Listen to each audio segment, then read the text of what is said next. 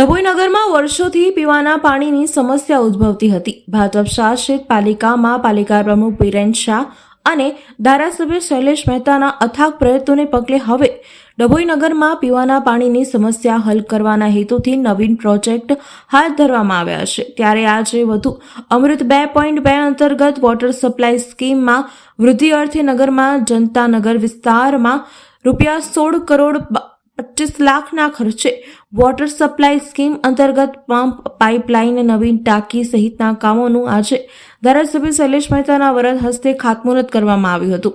આ પ્રસંગે પાલિકા પ્રમુખ બિરેન શાહ, વિશાલ શાહ તેમજ ચેરમેન દક્ષાબેન રબારી સહિત ચીફ ઓફિસર જયકિશન તડવી અને પાલિકા સદસ્યો, સ્થાનિક આગેવાનો ઉપસ્થિત રહ્યા હતા। આજે ડભોઈ નગરમાં મવડી બાગોળ વિસ્તારમાં જે વર્ષોથી લોકોની સમસ્યા હતી પાણી માટેની, એ સમસ્યાનો ઉકેલ લાવવા માટે અહીંયા આગળ પાણીની ટાંકી, સંપ અને પાઇપલાઇનો માટેની ડિસ્ટ્રીબ્યુશન સિસ્ટમનું આજે ભૂમિપૂજન કરવામાં આવ્યું છે।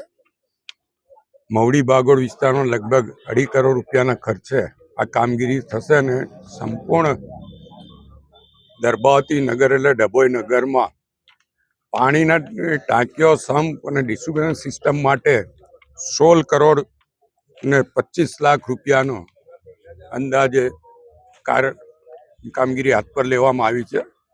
સંપૂર્ણ ગ્રાન્ટ ગુજરાત સરકાર તરફથી આપવામાં આવી છે અમૃત 2 હેઠળ।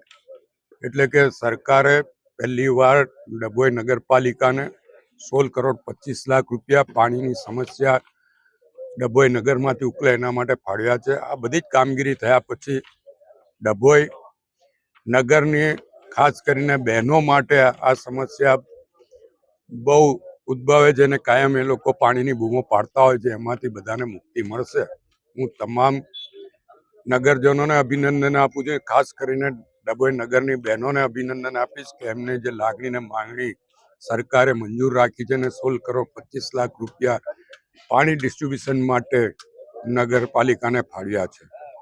આ અગાઉ પણ નગરપાલિકામાં જે ડ્રેનેજની સમસ્યાઓ છે એના માટે પ્રાઇમરી મંજૂરી 44 કરોડ રૂપિયાની આવી ગઈ છે અને એ પણ સમગ્ર નગર માટે કામગીરી હાથ પર લેવામાં આવશે।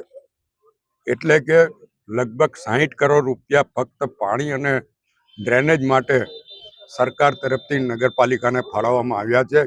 એ કદાચ ડભોઈ માટે પહેલીવાર આટલી મોટી ગ્રાન્ટ ફાળવવામાં આવી હશે। એટલે તમામ નગરના નાગરિકોને અભિનંદન અને